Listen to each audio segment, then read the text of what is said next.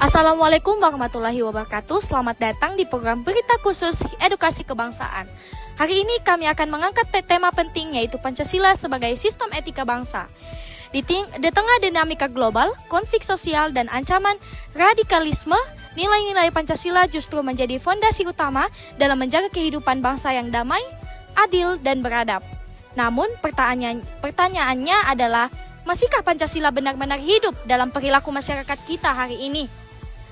Pancasila sejatinya tidak hanya berfungsi sebagai dasar negara, tetapi juga sebagai sistem nilai moral yang seharusnya menuntun cara berpikir, berkata, dan bertindak setiap warga negara.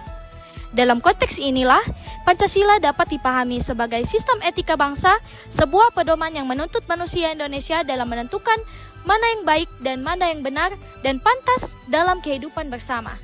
Untuk memperdalam pemahaman mengenai Pancasila sebagai sistem etika, pembahasan ini akan dilanjutkan oleh pembicara kedua. Terima kasih. Baik, dalam kajian filsafat, etika didefinisikan sebagai cabang filsafat yang membahas tentang nilai, norma, dan prinsip mengenai perilaku manusia, khususnya yang berkaitan dengan kriteria baik dan buruk. Oleh karena itu, ketika Pancasila diposisikan sebagai sistem etika, maka kelima silanya tidak hanya dipandang sebagai ideologi negara, melainkan sebagai pedoman moral dalam kehidupan pribadi maupun kehidupan sosial. Secara teoritis, pemahaman terhadap etika dapat dilihat dari beberapa pendekatan utama. Yang pertama itu etika keutamaan, yang menekankan pembentukan karakter yang baik. Yang kedua ada etika teleologis, yang menilai perbuatan berdasarkan tujuan atau akibat akhirnya. Dan yang ketiga, ada etika deontologis yang menekankan kewajiban dan aturan moral. Ketiga pendekatan ini dapat digunakan untuk memahami nilai-nilai moral yang terkandung dalam Pancasila.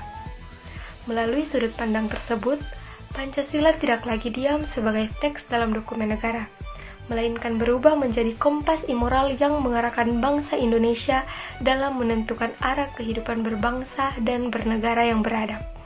Selanjutnya, bagaimana nilai-nilai dalam setiap sila Pancasila berperan dalam membangun etika masyarakat Indonesia?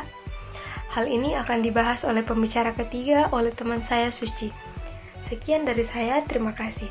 Kelima sila dalam Pancasila memiliki peran penting dalam membentuk karakter moral serta etika kehidupan masyarakat di Indonesia. Sila ketuhanan yang Maha Esa mendorong terbangunnya kesadaran spiritual yang menjadi fondasi utama dalam pengendalian diri dan pengambilan keputusan moral.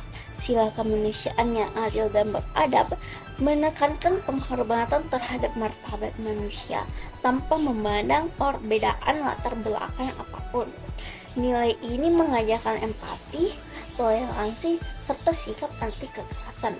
Sila Persatuan Indonesia memperkuat pentingnya menjaga harmoni di tengah kemajemukan budaya, suku, agama, dan bahasa. Dalam konteks etika, persatuan menuntut sikap saling menghargai serta menghindari tindakan-tindakan yang memecah belah bangsa.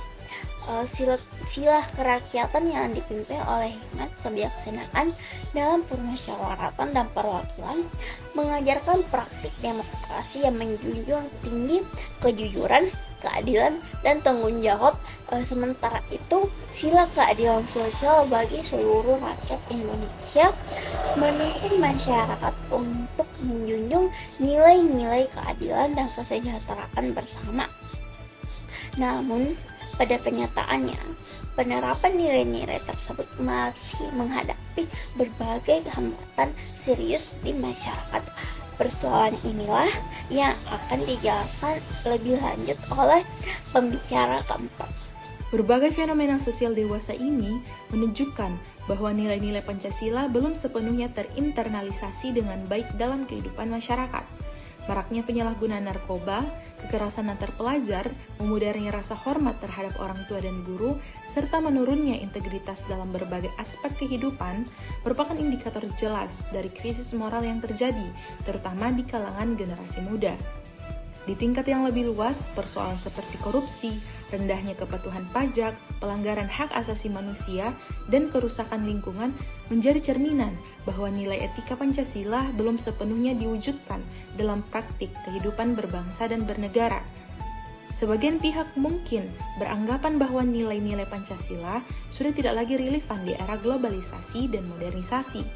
Namun, justru sebaliknya, semakin kompleks tantangan zaman, semakin besar pula kebutuhan akan fondasi moral yang kuat. Pancasila hadir sebagai sistem nilai yang mampu menyeimbangkan kemajuan teknologi dengan kemanusiaan, kebebasan dengan tanggung jawab, dan keberagaman dengan persatuan. Sejarah juga mencatat bahwa pemaknaan terhadap Pancasila mengalami pasang surut. Dalam masa Orde Lama, Pancasila disposisikan sebagai Weltanschauung atau pandangan hidup bangsa. Di masa Orde Baru, penguatan dilakukan melalui penataran keempat. Namun, memasuki era reformasi, internalisasi Pancasila dinilai melemah seiring terbukanya ruang kebebasan yang tidak selalu diiringi kesadaran etis. Salah satu contoh konkret dari lemahnya etika Pancasila pada generasi muda dapat dilihat dari meningkatnya penyalahgunaan narkoba. Kasus ini akan dipaparkan oleh pembicara kelima. Salah satu fenomena paling mengkhawatirkan yang mencerminkan lemahnya penerapan etika Pancasila adalah meningkatnya penyalahgunaan narkoba, termasuk di kalangan anak dan remaja. Data terbaru dari Bareskrim Polri mencatat bahwa sepanjang Januari hingga Oktober 2025 terdapat 38.000 kasus narkoba di seluruh Indonesia. Dari jumlah tersebut, polisi menetapkan 51.000 orang sebagai tersangka, dengan sekitar 150 diantaranya merupakan anak dan remaja. Temuan ini menunjukkan bahwa narkoba kini bukan lagi ancaman yang hanya menyasar orang dewasa, tetapi telah menembus lingkungan sekolah dan ruang pergaulan generasi muda.